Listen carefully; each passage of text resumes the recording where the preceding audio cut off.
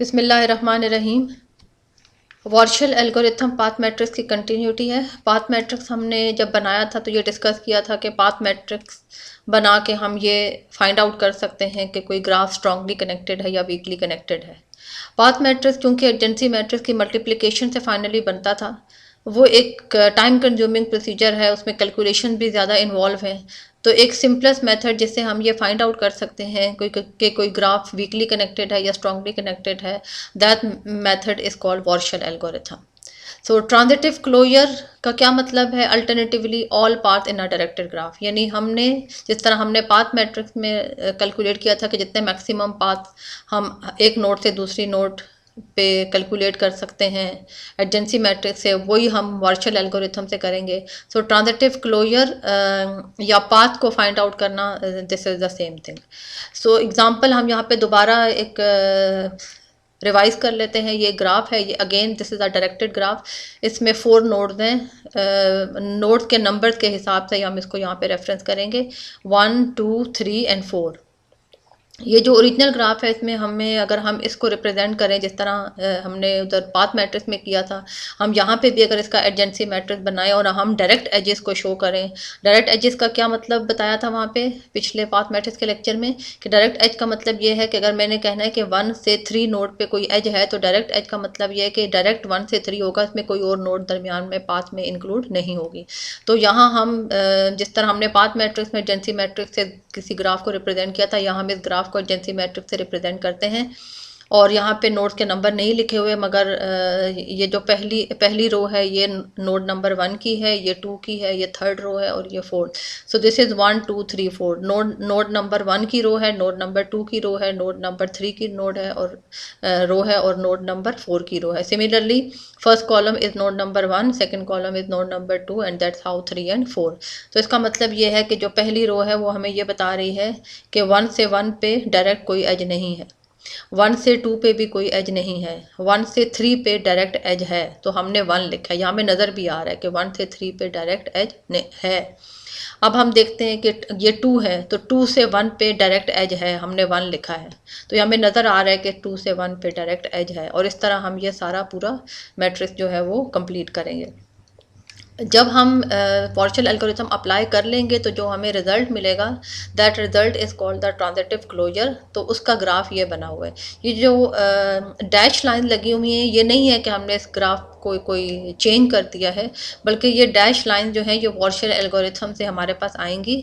Original graph वही रहेगा, लेकिन ये डैश लाइन का मतलब ये है कि हमने मज़ीद पाथ जो हैं वो फाइंड आउट कर लिए हैं नोड से, जो कि डायरेक्ट नहीं है। उसमें फॉर एग्ज़ाम्पल अगर 1 से 4 पे नहीं था पाथ, तो हमने किसी इंटरमीडिएट नोड से, यानी 2 या जो भी नोड हम उसमें शामिल कर सकते थे, हमने नोड शामिल करके पाथ जो है वो लास्ट में फाइंड आउट कर लिए हैं। तो हम ये वाला मैट्रिक्स अगर देखें तो यहाँ पे हमें नज़र आता था कि 2 से 2 पे कोई डायरेक्ट एज नहीं था, यानी लूप नहीं बना हुआ था कि 2 से 2 पे हम चाहते। लेकिन यहाँ पे हमने 2 से 2 के नीचे 1 लिखा हुआ है, दैट मीन कि हम 2 से 2 पे जा सकते हैं। अब ये अगर हम इस ग्राफ में देखें कि हम 2 से 2 पे डायरेक्ट तो नहीं जा सकते, तो इनडायरेक्टली कैसे जाते हैं कि हम 2 से 4 पे आते हैं और 4 से हम दोबारा किस पे आते हैं, 2 पे। तो इसका मतलब है हमने एक नोड को बीच में एज एन इंटरमीडिएट नोड शामिल किया है, तो हमें पाथ मिल गया। इस तरह से यहाँ से 4 से 1 पे, यहाँ पे हमारे पास 0 था कि 4 से 1 पे कोई डायरेक्ट एज नहीं है, लेकिन यहाँ 4 और 1 के नीचे हमने 1 लिख के ये बताया है कि हम 4 से 1 पे जा सकते हैं किसी नोड को दरमियान में रख के। तो हम ये देखते हैं कि अगर हम 4 से 2 पे जाएं और फिर 2 से 1 पे जाएं, तो हम 4 से 1 पे जा सकते हैं। तो हमने कौन सी नोड बीच में इंक्लूड की है? 2 नोड। तो इसका मतलब है ये डैश लाइन लगा के बताया कि हम 4 से 1 पे जा सकते हैं। तो वो ग्राफ तो यही है, डैश लाइन मीन के now the path exist from 4 to 1। तो एट द एंड हमें जो है ना, ओरिजिनल हमारे पास ये होगा, और एट द एंड हमें जब हम वॉर्शल एल्गोरिथम अप्लाई करके निकालेंगे इसका लास्ट मैट्रिक्स, जिसको हम ट्रांजिटिव क्लोजर कहते हैं, या हमने पाथ मैट्रिक्स में उसको पाथ मैट्रिक्स कहा था, तो हमें ये पता चल जाएगा कि ये वो सारे ऑल पॉसिबल पाथ्स हैं जिसमें हम इंटरमीडिएट नोड्स इंक्लूड करके एक नोड से दूसरी नोड पे जा सकते हैं। तो हमने ये देखना है कि वॉर्शल एल्गोरिथम का बेसिक लॉजिक क्या है। The basic logic partial algorithm is कि मेन आइडिया ये है कि दो नोड या दो वर्टिसेस भी कह सकते हैं, नोड भी कह सकते हैं, कि दो नोड आई जे हों तो उनके दरमियान पाथ एग्जिस्ट करता है, या तो there is an edge from I to, ये डायरेक्ट एज की बात कर रहे हैं कि डायरेक्ट हम एक नोड से दूसरी नोड पे चले जाएं, जैसे हम 1 से 3 पे डायरेक्ट जाएं, जैसे हम 2 से 1 पे डायरेक्ट जाएं, या हम उसमें किसी एक, जब हम एक वन वर्टेक्स को शामिल करें, किसी एक वर्टेक्स को शामिल करें, यहाँ पे हम ये देख लेते हैं अगर हम 1 को शामिल करें तो तब भी पाथ एग्जिस्ट कर सकता है, अगर उससे नहीं है तो 1 और 2 दोनों शामिल कर लें, और फिर हम 1, 2 और 3 और इस तरीके से हम चलते चले जाते हैं। यानी इसके कहने का मतलब ये है कि जब हमारे पास ओरिजिनल जो ग्राफ है वो हमने जो एडजेंसिव मैट्रिक्स बनाएगा उसको लेट सपोज हम R0 कहते हैं। नाउ जीरो मीन कि हमने कोई भी नोड दरमियान में शामिल नहीं किया, हमने डायरेक्ट एज देखा है 1 से 3 पे डायरेक्ट, या 2 से 1 पे डायरेक्ट, या 2 से 4 पे डायरेक्ट। R1 का मतलब ये है कि हम जो 1 वाली नोड है उसको एज एन इंटरमीडिएट नोड शामिल करें। फॉर एग्जांपल यहाँ अगर आप ये देखें तो 2 से 3 पे 0 लिखा हुआ है, यानी हम 2 से 3 पे डायरेक्ट नहीं जा सकते, लेकिन यहाँ पे 2 से 3 के नीचे 1 लिखा हुआ है, यानी हम जा सकते हैं। अब ये कैसे जा सकते हैं कि हम इसमें 1 नोड को बीच में शामिल कर सकते हैं। 2 से 3 पे हमने जाना है 1 के थ्रू, 1 नोड के थ्रू, तो हम कैसे जा सकते हैं कि हम 2 से 1 पे चले जाएं और फिर 1 से हम किस पे चले जाएं, 3 पे चले जाएं। तो इसका मतलब है हमने 1 नोड को बीच में शामिल किया। तो इसलिए ये जो आपकी बोल्ड लाइन लगी हुई है दैट मीन कि हम 2 से 3 पे आप जा सकते हैं 1 नोड को बीच में शामिल करके। तो इसलिए यहाँ पे 1 लिखा हुआ है कि अब ये पाथ एग्जिस्ट करेगा, और हमने 1 R1 का मतलब है हमने 1 वाली नोड शामिल की है। अब अगर हम यहाँ पे आ जाएं तो 2 का मतलब ये है कि 1 भी हम शामिल कर सकते हैं और 2 भी, यानी 1 और 2 दो नोड्स अब हम इसमें शामिल कर सकते हैं। तो इसकी एग्जांपल देखते हैं। फॉर एग्जांपल यहाँ पे लिखा हुआ है कि 4 और 1 के नीचे 0 लिखा हुआ है, यानी 4 और 1 में ना डायरेक्ट एज भी नहीं था, और 1 नोड तो चूंकि ऑलरेडी शामिल थी तो यहाँ पे 0 लिखा हुआ था।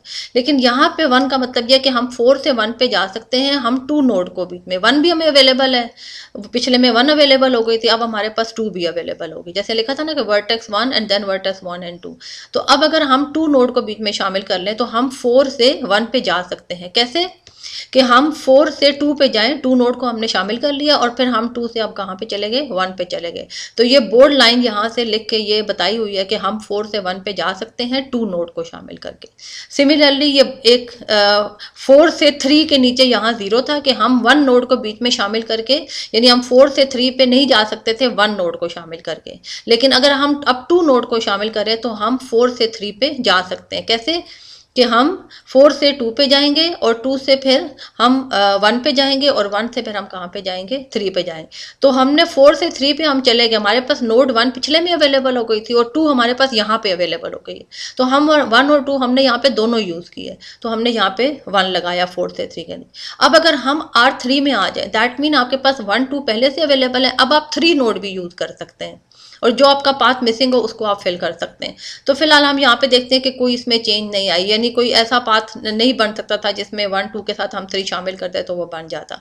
लेकिन जब हम R4 में आते हैं दैट मीन अब हम 4 नोड को भी, ये जो 4 नोड है इसको भी अब हम 1, 2, 3 और 4 चारों नोड को हम बीच में शामिल कर सकते हैं। तो हमें एक एंट्री मॉडिफाई नजर आ रही है जो कि आपकी 2 और 2 के नीचे है। यहाँ पे 2 और 2 के नीचे 0 लिखा हुआ था कि हम 2 से 2 पे 1, 2, 3 तीनों नोड को शामिल करके नहीं जा सकते थे, तो हम 2 से 2 पे अगर साथ 4 नोड को शामिल कर लें तो हम जा सकते हैं। किस तरीके से, 2 से हमने 2 पे जाना है, 4th नोड भी हमें अवेलेबल है। तो कैसे गए हम कि हम 2 से जाएंगे 4 पे, यानी हमने 4 नोड यूज कर लिया, और फिर 4 से हम वापस कहाँ पे आएंगे, 2 पे। तो हम 2 से 2 पे जा सकते हैं ना। एक चीज याद रखने की ये है कि जब मैं ये कह रही हूँ कि 4 बनाते वक्त हमारे पास 1, 2, 3 भी अवेलेबल है और 4 भी अवेलेबल हो गई है, तो दैट डज नॉट मीन कि आपने सारी नोड्स को शामिल करना है। आपने जो भी नोड से आपका पाथ बनता है वो आप शामिल कर सकते हैं। सिर्फ फर्क ये है कि जब आप R0 बनाएंगे तो आपने डायरेक्ट एजेस देखने हैं, जब आप R1 बनाएंगे तो सिर्फ 1 नोड को आप शामिल कर सकते हैं, जब आप R2 बनाएंगे तो 1 के साथ 2 अवेलेबल है, जब आप 3 बनाएंगे तो 1 और 2 भी साथ अवेलेबल, लेकिन जो जिस नोड से भी आपका पाथ बने आपने उस नोड को सिर्फ लेने, अवेलेबल हैं वो आपको, मतलब इसका मतलब ये नहीं है कि आपने सारी की सारी पाथ में शामिल करें। तो इट मीन कि जिस तरह हमने पाथ मैट्रिक्स में लास्ट में हमने वहाँ पे भी हमारे पास 4 नोड्स थी और हमने लास्ट मैट्रिक्स P4 यानी पाथ मैट्रिक्स बनाया था, तो यहाँ पे भी हम जितनी नंबर ऑफ नोड्स होती हैं उतने मैट्रिक्स तक हम जाते हैं। तो ये वॉर्शल एल्गोरिथम है। अब ये जितना काम हमने किया है इसका एक, क्योंकि वो जो पाथ मैट्रिक्स का तरीका था उसमें भी आपकी कैलकुलेशन बहुत ज़्यादा इन्वॉल्व थी, मल्टीप्लिकेशन करनी पड़ती थी। तो यहाँ पे हम ये देखते हैं कि यहाँ पे एक फार्मूला जो है ना वो इवॉल्व हो जाएगा वॉर्शल एल्गोरिथम, और उस फार्मूले को फिर हम यूज़ करके R0 से R1 बनाएंगे, R1 से R2 बनाएंगे, R2 से R3 बनाएंगे, और इस तरह हम R4 बनाएंगे। तो फार्मूला क्या है, सिंपल, कि जो भी आपने फॉर एग्जांपल आपने सबसे पहले R0 तो आपने बनाना ही बनाना है, वो तो आप ग्राफ को देख के शो करेंगे R0। अब R1 कैसे बनाएंगे, ये जो 1 2 3 4 है वो आपका K होगा, तो R1 आप कैसे बनाएंगे कि आप पिछले वाले R0 में देखेंगे, आप 1 वाले R1 जब आप बनाएंगे तो उसके रो और कॉलम में आप 1 लगा देंगे अगर उससे पिछले रो और कॉलम में 1 हो, ठीक है। और अगर वहां पे 0 हुआ तो फिर आप IK पे अगर 1 हुआ और KJ पे 1 हुआ पिछले में, तो फिर आप वहां पे क्या लगा देंगे, 1 लगा देंगे। दोबारा मैं ये बता रही हूँ कि आप जो नया R मैट्रिक्स बनाएंगे, आप ये R1 है तो ये K आपका 1 है, तो आप पिछले में देखेंगे जहां जहां वहां 1 है वो तो आप डायरेक्ट 1 लगा लेंगे, और जहां पे 0 होगा, फॉर एग्जांपल ये यहाँ पे 0 था, सेकंड रो और थर्ड कॉलम, I की वैल्यू 2 है और J की वैल्यू क्या है 3 है और K की वैल्यू क्या है 1 है। तो आप यहाँ पे देखा आपने कि 0 है, तो इसका मतलब है आपने देखना है कि IK पे 1 हो। अब I क्या है 2 और K क्या है, K क्या है 1, ठीक है।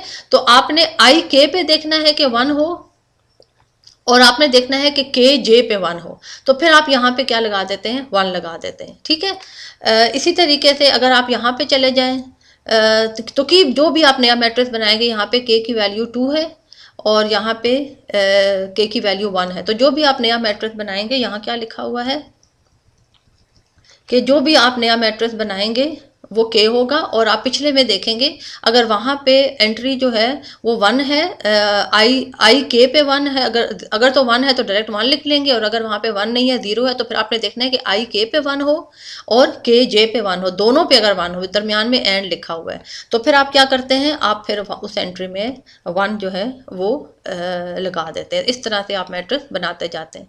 यहाँ पे फिलहाल इसको पॉज करते हैं, नेक्स्ट वीडियो में हम इस फॉर्मूले से इसको कंटिन्यू करेंगे।